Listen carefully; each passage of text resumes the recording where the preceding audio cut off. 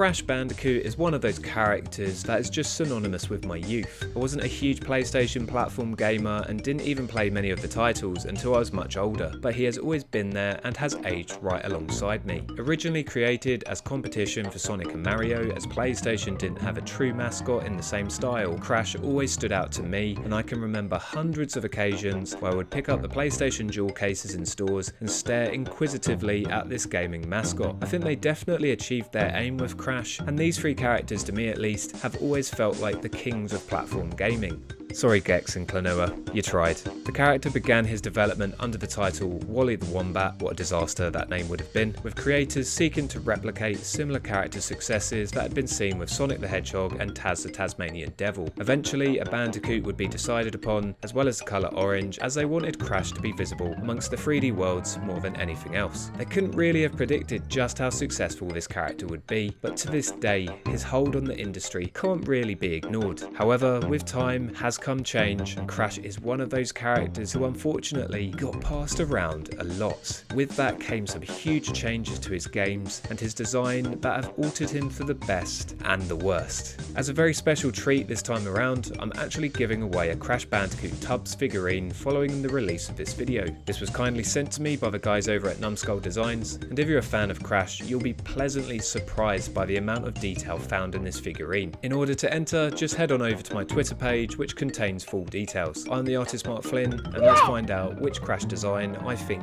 truly is best. The original Crash Bandicoot crashed onto the PlayStation in 1996, with its leading character taking centre screen quite literally. Many enthusiasts will already know what the working title for this game was, but I won't divulge into it here as it's common knowledge by now. Say the line! Mark. Sonic's ass game. In this title, Crash has a delightfully expressive model with lots of notable quirks. These include his orange fur with a lighter tone for his chest, belly and back, a pink set of lips/mouth area, red spiky mohawk inspired hair, red trainers, a big black nose, crazed eyes, fingerless gloves, and of course his Cheshire Cat style grin. The game's box art featured a render that tried to replicate the in-game model as much as possible as always. I say that every video. On this occasion, this does a very good job of doing so, and no imagination is required to see that these characters match up. The artwork is much smoother than the polygons that grace the game, but still retains his angular form and a vibe that I can only describe as intense as Crash Bandicoot. Come no closer please. The game had really impressive cutscenes for the time, which funnily enough may not have originally come to pass. Footage of a Crash Bandicoot TV pilot started making the rounds on the internet a fair few years back, until the original game's producer, David Siller, announced this was not the video clip's intention. It was an easy mistake to make, as Crash and the rest of the cast were given animation and art styles that matched the Animaniacs and Earthworm Jim style of Saturday morning cartoon that was present at the time. These clips were actually the original game's planned cutscenes. Sony did not want them utilised since they were heavily pushing 3D gaming at the time. I think this was ultimately the right call. In both its game artwork and the in-game models, Crash saw a significant upgrade in the 1997 sequel, Cortex Strikes Back, which was then carried over into 1998's Crash Bandicoot Warped. The game's artwork was much more refined and a definite improvement. Crash still had some of the edge of the original character, but he definitely looked somewhat more suave and cool. He had a crazy cool energy rather than that of a raging lunatic. Certain features were developed, his mohawk now was a bit more prominent and his eyebrows were now incredibly bushy boys that rivaled even my own. That is no easy feat.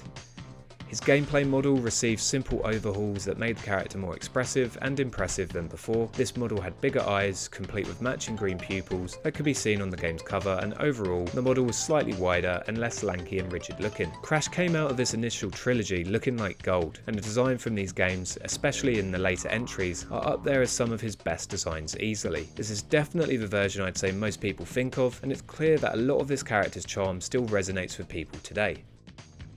Party games would follow the successes of these original titles. 1999 saw the debut of a Mario Kart rival, Crash Team Racing, and 2000 saw a challenger to Mario Party with the release of Crash Bash. PlayStation really wanted to take down that pesky plumber, didn't they? Across both of these games, Crash looks similar in both the artwork and the games itself, but the types of gameplay force him to alter slightly. Team Racing's model looked much more angular, and Crash Bash featured a model that was slightly more detailed than the first Crash game, but nowhere near as detailed as the second and third.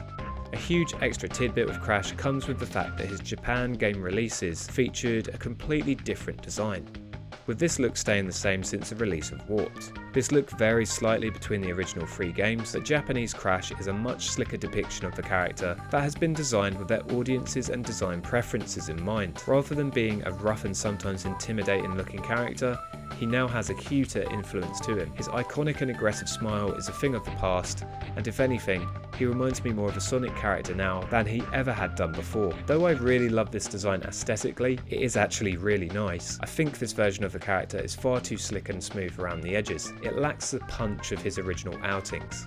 Following the series' initial successes on the PlayStation, Sony Computer Entertainment would end up selling the rights to the character to Vivendi's Universal arm, and subsequently future games would be by a number of different developers. With this came change, and the future would be slightly less kind to the Bandicoot, but his initial foray into new systems outside of the PlayStation was a very faithful use of the character to begin with.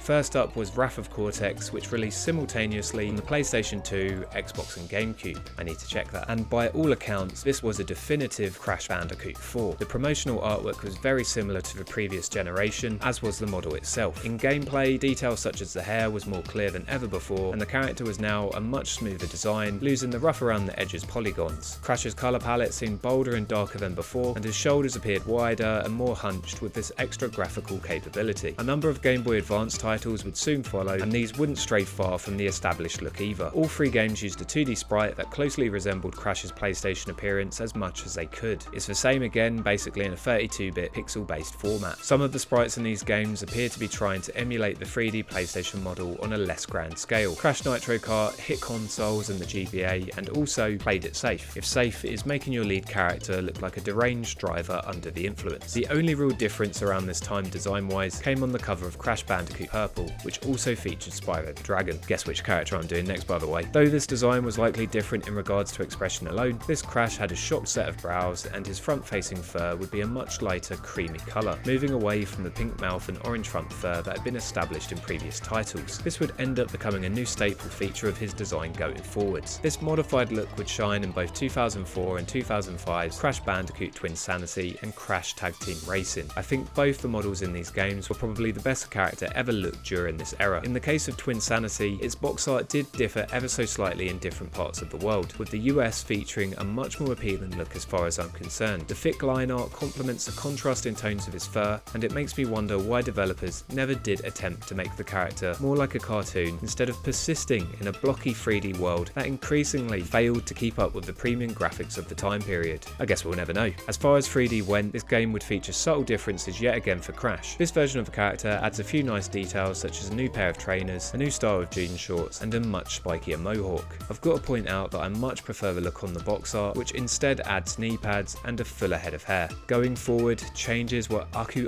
actually about to get much more drastic. That transition was garbage.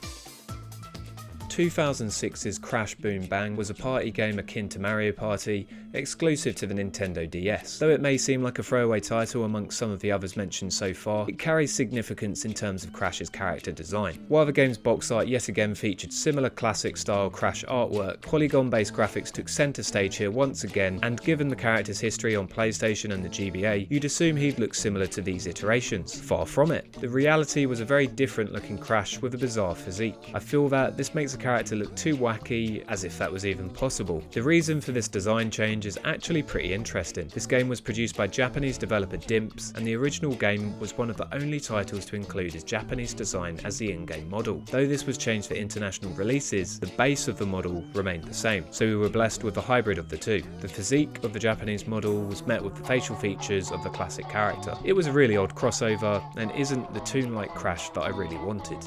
The character's next entry on consoles and handhelds came with Crash of the Titans, and this saw his design make the biggest departure to the character so far. The character is more detailed than ever and still does maintain some of the original's quirks, but many criticise the character for trying too hard to look cool. The The character dropped his fingerless gloves and gained a new trendy studded belt, but the biggest change was obviously his tribal tattoos, which were definitely starting to lose favour publicly by the time 2007 rolled around. I'm actually shocked that they didn't give him a nose ring. Mind Over Mutant followed a year later and did use a similar design, toning down the shading of the tribal tattoos and giving Crash a slightly more fashion neutral belt. This iteration, however, changed up Crash's messy hair for a mohawk that was drawn up to a point and is another feature that many weren't particularly fond of, looking like a try-hard punk against the original character's stylistic lack of style, if that makes sense. I'm not going to comment on this box art.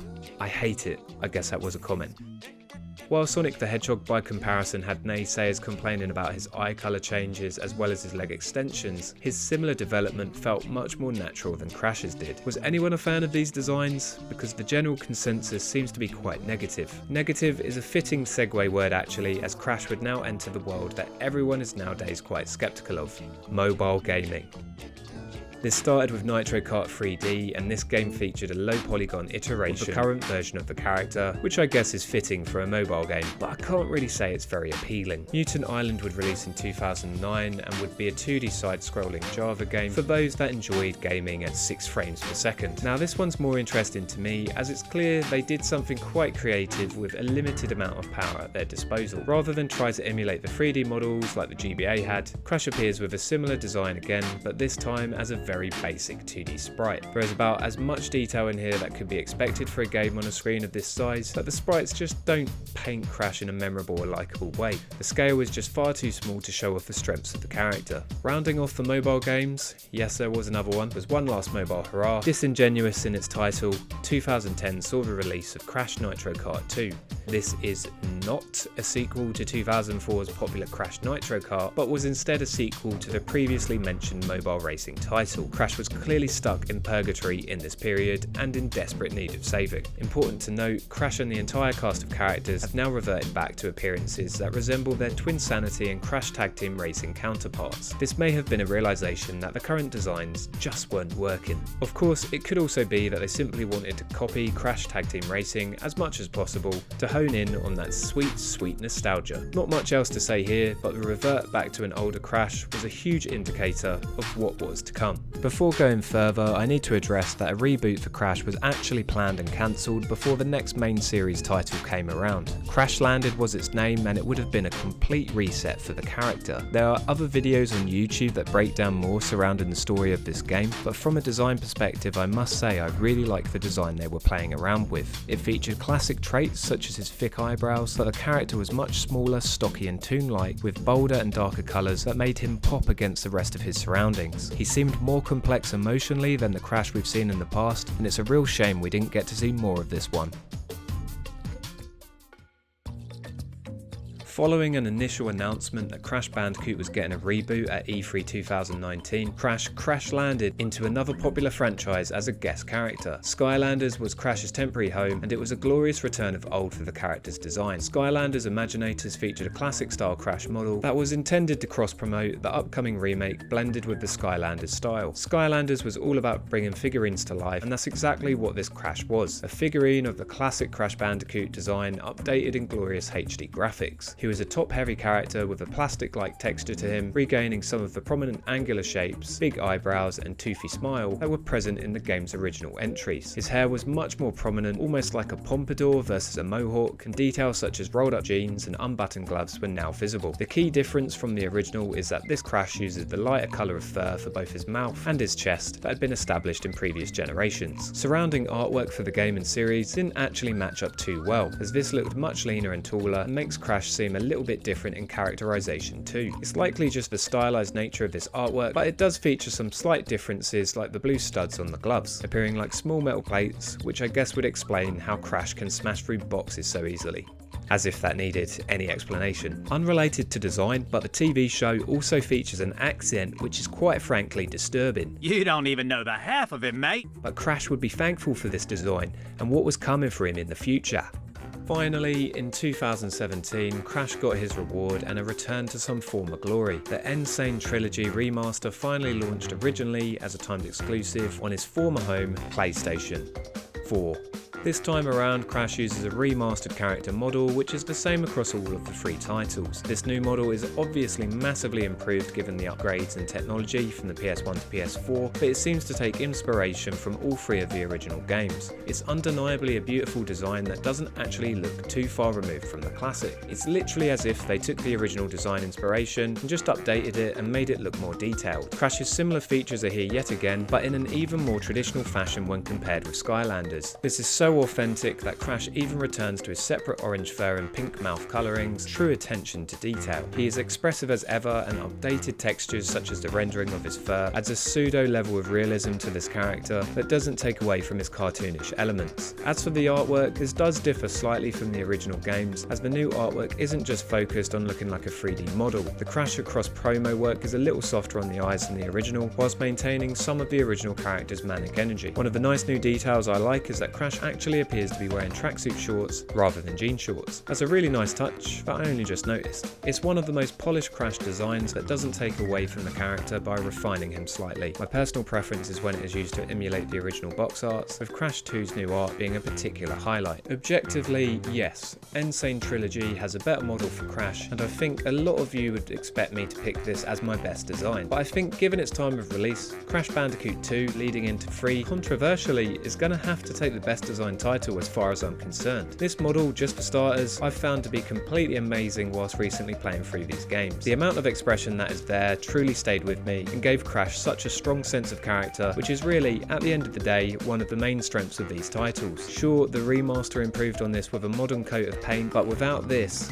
there isn't this. This is the blueprint that they ultimately worked from. As for the artwork, I think these titles established a good fine line for Crash. The recent artwork has been great, and I'm very happy with the direction that the character is heading in, but there was something about this older Crash that stood out stylistically. He's best left as a nostalgic relic going forward, and the current design they have for him is great, but this look had character, it had edge, it had that slight element of craziness, mystique and rebelliousness that really made you want to know more about this odd looking marsupial and lead him through a series of frustrating levels that made you want to tear your hair out. It is a pedantic reasoning, I am well aware, and I might actually be kicking myself for not picking the remake a week from now. But what do you think? Do you see my point on the original PlayStation titles, or is there another design you prefer? And don't forget to check out other character design retrospectives and other videos when you're here. At this time, I'd like to thank my patrons who help make videos like this possible, with a special shout out going to Top Hat Gaming Man and Dig Dug Slade, who are donating at the top tier of donations. If you'd like to support the channel, please head on over to my Patreon, there's a link in the video. I've also just set up a Ko-fi page, so if you'd prefer to donate a one-off payment of the price of a coffee, that would also be much appreciated too. Any donation is helpful.